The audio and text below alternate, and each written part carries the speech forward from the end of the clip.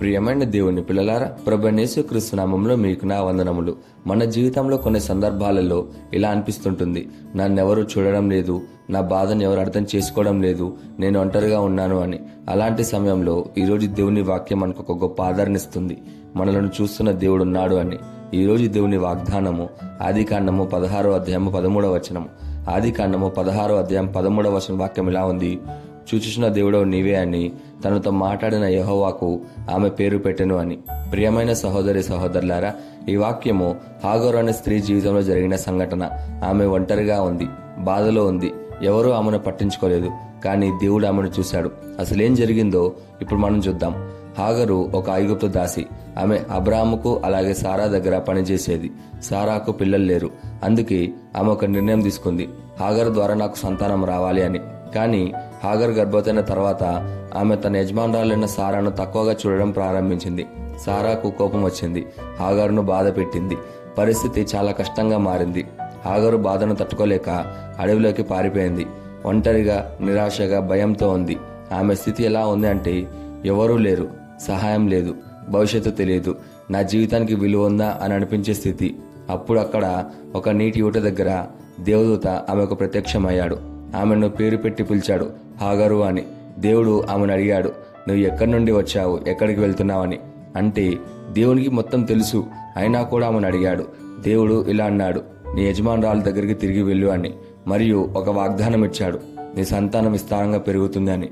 హాగరు గ్రహించిన సత్యం. ఆ క్షణంలో హాగరు ఒక గొప్ప నిజాన్ని అర్థం చేసుకుంది, నేను ఒంటరిగా లేను, దేవుడు నన్ను చూస్తున్నాడు అని. అందుకే ఆమె దేవునికి ఒక పేరు పెట్టింది, ఎల్రోయి అని. అంటే నన్ను చూచుచున్న దేవుడు అని. హాగరు ఇలా అనుకుంది, నన్ను ఎవరూ పట్టించుకోలేదు, కానీ దేవుడు నన్ను చూశాడని. ఇక్కడ ముఖ్యమైన పాఠాలు ఏంటంటే, మొదటిగా దేవుడు మనల్ని చూస్తున్నాడు. మన బాధ, మన కన్నీళ్లు, మన పరిస్థితి ఏది ఆయనకు దాచబడి లేదు. అలాగే రెండోదిగా దేవుడు మనతో మాట్లాడుతున్నాడు. మనకు ఒంటరిగా అనిపించినప్పుడు ఆయన మనతో మాట్లాడతాడు. మూడోదిగా దేవుడు మార్గం చూపిస్తాడు. సమస్యల నుండి పారిపోవడం కాదు, సరైన మార్గంలో నడిపిస్తాడు.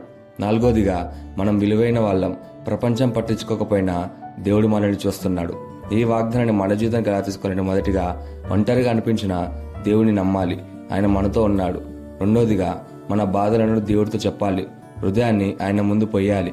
మూడోదిగా దేవుని మార్గదర్శకత్వాన్ని అనుసరించాలి, ఆయన చెప్పిన దారిలో నడవాలి.